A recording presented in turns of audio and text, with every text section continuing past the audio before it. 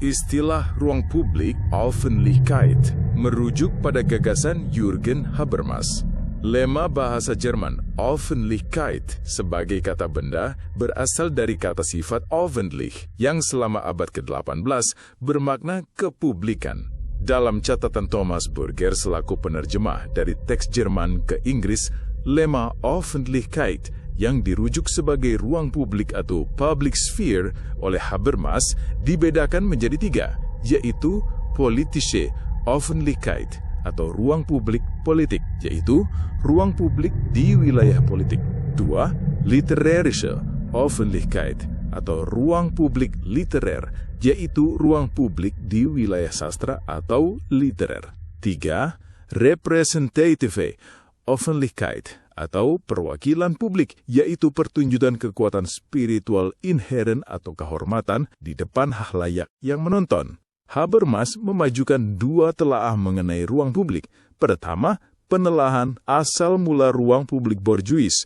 Kedua, perubahan struktural di zaman modern yang ditandai kebangkitan kapitalisme, industri kebudayaan, serta menguatnya posisi organisasi ekonomi dan kelompok bisnis besar dalam wilayah publik. Perkembangan lebih lanjut adalah organisasi ekonomi besar dan pemerintah mengambil alih tata kelola ruang publik dan warga cukup menjadi konsumen barang, jasa, administrasi politik, dan tontonan publik.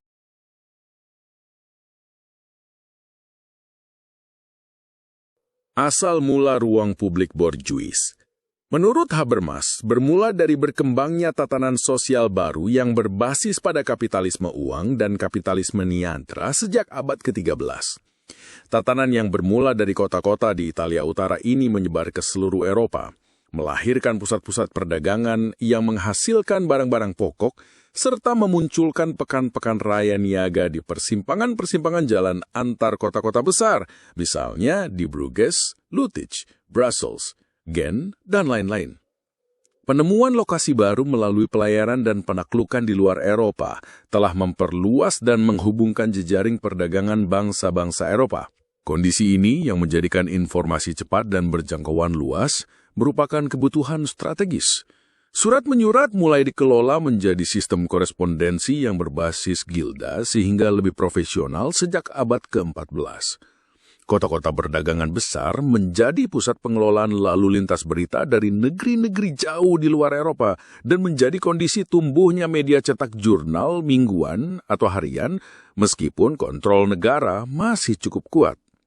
Misalnya, Jurnal de Savon 1665, Acta Eruditorum 1682, dan Monatsgesprache 1688. Dengan anatomi isi kajian sastra, sosial, politik, dan tulisan berkala. Terbitnya jurnal di kota-kota perdagangan telah menumbuhkan publik pembaca. Pada abad ke-17 dan ke-18, para pembaca jurnal, yaitu himpunan orang atau pribadi yang dibesarkan oleh sistem ekonomi pasar, baik pedagang, pengusaha, atau kaum terpandang dan bukan kaum feodal, mendiskusikan berbagi kabar yang tengah menjadi perhatian umum. Kedai-kedai kopi di Inggris, salon di Perancis, dan Tischgesellschaften atau himpunan masyarakat meja di Jerman menjadi tempat untuk berdiskusi. Para pembaca jurnal itu yang karena pengulasan pengetahuan semakin bertambah, pengaruh ekonomi semakin menguat. Tetapi struktur sosial yang feudalistis tidak memungkinkannya untuk berpartisipasi secara politis. Menemukan ruang untuk memungkinkan menjadi ius publicus. Di tempat diskusi itulah orang-orang yang privat tersebut berdebat langsung terhadap permasalahan yang menyangkut kepentingannya sendiri dan yang disepakati sebagai hal publik untuk mencapai konsensus dan sekaligus mengartikulasikannya kepada negara. Di ruang untuk mendiskusikan kepentingan publik tersebut, sikap oposisional terhadap bentuk-bentuk hierarkis dan tradisional dari otoritas bangsawan yang menguasai praktik politik di Eropa dibentuk. Ruang publik borjuis menjadi media di mana para pembaca jurnal yang oleh struktur sosial ditempatkan sebagai penonton oleh raja dan kaum feodal selaku pemegang representatif publicity menjadi subjek yang otonom. Dengan demikian, ruang publik borjuis berhadapan secara diametral dengan struktur sosial hierarkis yang dikelola secara feodalistis dalam pengalaman Eropa. Di ruang publik, orang-orang privat dengan kepentingannya berhadapan dengan kekuasaan politis negara, sehingga menjaga ruang publik adalah mengelolanya secara otonom dari otoritas politik negara. Ruang publik merupakan penyaring dan menjamin agar otoritas politik negara menjadi otoritas rasional sehingga berkesesuaian dengan kepentingan umum. Diskusi-diskusi inilah yang turut mematangkan lapisan-lapisan nalar oposisi yang bersama kekuatan sosial lain turut meruntuhkan kekuasaan Louis ke-16 pada Revolusi Perancis yang berlangsung dari 1789 hingga 1799.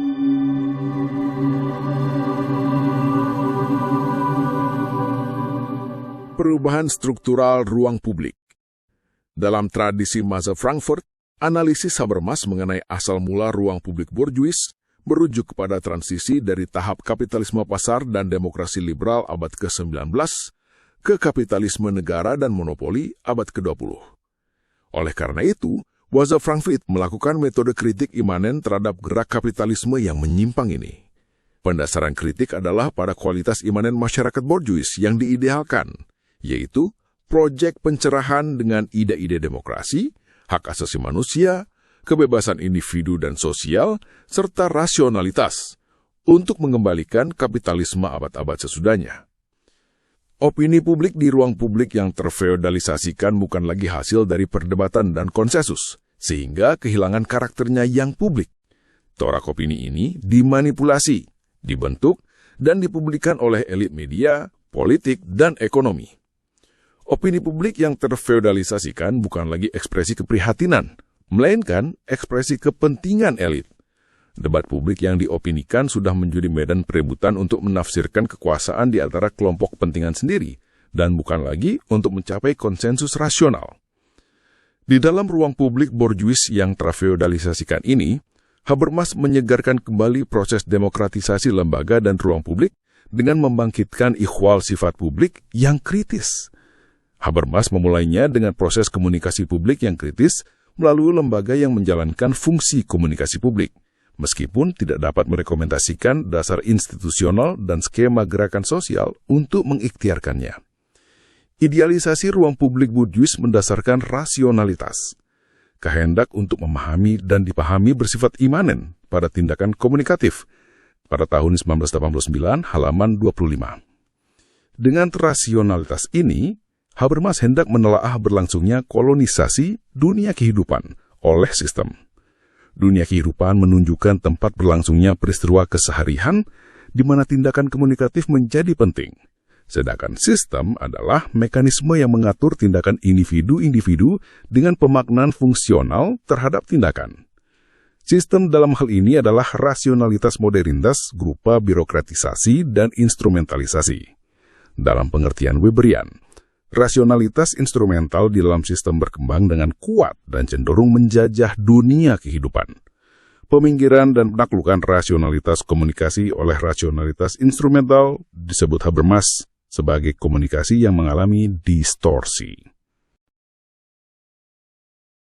Untuk menyegarkan ruang publik borjuis yang terfeodalisasikan ini, Habermas merujuk pada teori tindakan komunikatif, di mana kondisi ideal perbincangan yang menuntut kesamaan hak setiap warga untuk melibatkan diri dalam diskusi publik dijamin dan bebas dari segala bentuk dominasi, baik internal maupun eksternal. Konsensus disebut rasional jika dan hanya jika kondisi ideal tersebut terpenuhi. Konsensus rasional dihasilkan dari opini publik di ruang publik yang sudah tercerahkan. Opini publik inilah yang diharapkan mampu mempengaruhi proses pengambilan keputusan yang menyangkut kepentingan umum di lembaga politik. Dengan demikian, ruang publik berfungsi untuk mengawasi para pengambil keputusan melalui diskursus kritis dan oleh warga dan kelompok warga.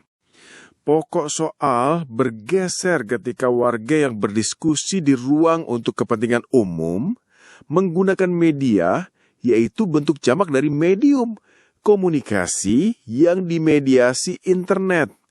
Jadi ruang publik di mana warga berdiskusi difasilitasi oleh internet.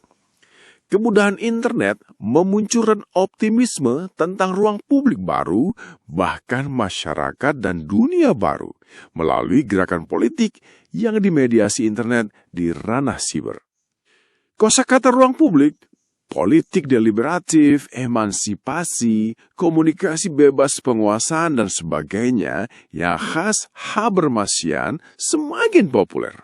Penerapan tentang kuasa internet adalah pendekatan yang dari bawah dan bukan dari atas. Dunia yang terdesentralisasi dan bukan serba disentralkan. Terselesaikannya hambatan jarak dan ruang serta potensi emansipasi kemanusiaan dengan tindakan komunikatif. Ruang publik baru itu bisa berupa IRC atau Internet Relay Chat, di ruang rumpi atau chat rooms, forum laman atau web forums, mailing list, blog, dan bentuk-bentuk lain yang dimediasi internet dengan suasana yang lebih inklusif dan deliberatif daripada ruang yang serba dikomersialisasikan. Hadirnya akses internet merupakan syarat yang mencukupi untuk berlangsungnya proses radikal politik egalitarian yang memungkinkan siapapun untuk terlibat dan melibatkan diri dalam keberlimpahan informasi untuk mencapai konsensus. Pesona internet di ruang publik juga dimunculkan dengan kemenangan Presiden Internet Roh Moo-hyun sebagai Presiden Korea Selatan periode 2003 hingga 2008 menurut Crosby dan Barack Obama pada kampanye 2009 menurut Smith. Sebaliknya, pembelaan di ranah siber untuk para martir atau pegiat kebebasan internet dan ruang publik juga didedikasikan di laman Cyber Dissidents. Pada posisi Habermasian sendiri, kritik radikal terhadap optimisme hadirnya ruang publik baru yang dimediasi internet bermuara pada komodifikasi, kesenjangan digital, dan pengawasan pemerintah. Komodifikasi. Menurut Reingold, tahun 1992, halaman 305, internet bisa dengan cepat terkomodifikasi sebagaimana media komunikasi sebelumnya. Ruang publik terkomodifikasi hanya bisa terjadi melalui monopoli media dan monopoli hanya mungkin karena kelangkaan sumber daya, bandwidth, dan sebagainya. Dalam hal ini, hanya negara yang mempunyai kemampuan untuk mengelola dengan kewenangannya untuk menulis ulang protokol dasar internet. Kritik lain berasal dari poster tahun 1997, halaman 209-210, bahwa ruang publik borjuis Habermas adalah ruang homogen dengan subjek yang terwujud dalam hubungan simetris, dan sebaliknya ia mengklaim bahwa kebudayaan bebal dengan mesin informasi hanya menyediakan hubungan antarmuka untuk banyak hal, jika tidak sebagian besar wacana tentang isu-isu politik, fiksi masyarakat demokratis dengan hadirnya kemanusiaan yang hanya mengaburkan refleksi kritis serta mengalihkan pengembangan teori politik dari kondisi postmodern. Kesenjangan digital. Sebagai alat untuk melakukan demokratisasi, fungsi internet secara individu adalah sebagai sumber informasi dan piranti pemilihan atau e-voting. Untuk kelompok adalah sebagai komunitas virtual dan jejaring, dan sebagai aras demokrasi deliberatif adalah sebagai ruang terbuka atau e-agora. Dalam ruang publik borjuis Habermas, partisipasi bersifat terbuka untuk umum. Seluruh partisipan dipertimbangkan setara, dan sejumlah isu dapat dimunculkan dengan debat rasional. Meskipun pada saat ini tersedia peralatan, piranti software yang free, juga kemudahan untuk mengelola laman dibanding tahun-tahun sebelumnya, hambatan kesenjangan digital tetap menjadi permasalahan sosial sebagaimana laporan yang dipublikasikan Internet World Stat. Kesenjangan digital atau digital divide adalah masalah sosial yang mengacu pada perbedaan jumlah antara warga yang mempunyai akses ke internet, yaitu akses khusus broadband, dan warga yang tidak memiliki akses broadband. Kesenjangan digital secara teknis bisa disebabkan oleh komputer dengan kinerja rendah, kualitas rendah, biaya koneksi tinggi, kesulitan memperoleh bantuan teknis, dan akses lebih rendah untuk konten berlangganan. Kesenjangan digital juga bertautan dengan kemelek-aksaraan digital atau iliterasi yang membutuhkan dukungan persamaan ekonomi, mobilitas sosial, demokrasi, dan pertumbuhan ekonomi. Pengawasan pemerintah. Isu pengawasan pemerintah dalam hubungannya dengan ruang publik yang dimediasi internet, terutamanya berkaitan dengan politik, merupakan permasalahan yang mengendap dalam tata kelola internet di tingkat global dan nasional, sebagai jaringan dengan pola kepelikan relasi di dalamnya, baik antar warga, warga dengan pemerintah, antar pemerintah. Ruang publik yang dimediasi internet telah menjadi ruang perebutan untuk menafsirkan kewenangan. Kasus Jurid Assange dengan Wikileaks pada 2010, kasus Edward Snowden yang mempublikasikan dokumen NSA atau National Security Agency kepada The Guardian and The Washington Post pada Juni 2013. Konteks pendirian The Electronic Frontier Foundation pada 1990 sebagai organisasi pembela kebebasan sipil di ranah siber, cyber dissidence dan sebagainya, memajukan pertanyaan mendasar tentang keterhubungan dan kepercayaan antara warga negara dengan pemerintah selaku pengelola negara di ranah siber.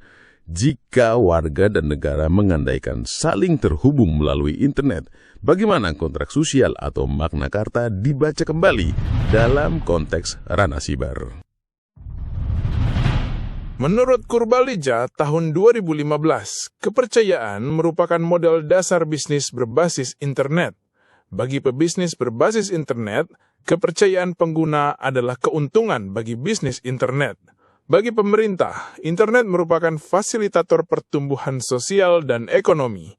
Bahkan bagi pemerintah yang melihat internet sebagai alat subversif harus berpikir ulang, sebab internet sudah menjadi bagian keseharian warga kebanyakan. Bagi kaum muda, rasa aman dan dilindungi di ranah siber merupakan kebutuhan. Kondisi ini yang menggerakkan Magna Carta Digital. Menurut Shaw tahun 2015, Magna Carta Digital beranjak dari konteks kebutuhan untuk kebebasan berbicara di ranah siber, serta bebas dari sensor pemerintah dan perusahaan. Magna Carta Digital juga diapresiasi Page dan Barnett tahun 2014 untuk menjamin kebebasan dan akses netral ke internet, memberikan kebebasan dari pengawasan tanpa izin, dan pengumpulan data serta kebebasan berekspresi di ranah siber. Dengan demikian, isu seputar privacy, kebebasan akses, keamanan, pengawasan, dan hak asasi digital telah menjadi perbincangan di ranah siber. Sebagai misal, debat publik tentang haruskah pemerintah melakukan kontrol internet atau should the government control the internet menjadi bahasan di debat. Haruskah kita takut dengan kewenangan pemerintah terhadap internet atau should we fear the power of government over the internet dibahas di iDebate. Dalam pengalaman Indonesia, lembaga yang berwenang mengurus keamanan informasi data dari serangan cyber adalah ID-CIRTI atau Indonesia Security Incident Response Team on Internet Infrastructure. Permasalahan komodifikasi, kesenjangan digital, dan pengawasan pemerintah untuk ruang publik yang dimediasi internet sebagaimana paparan di atas, menurut Habermas dalam wawancaranya dengan Schwerin tahun 2014 menjadi argumen tentang pentingnya kondisi normatif ruang publik. Sehingga kontak komunikasi publik tidak boleh dipotong dari proses pengambilan keputusan.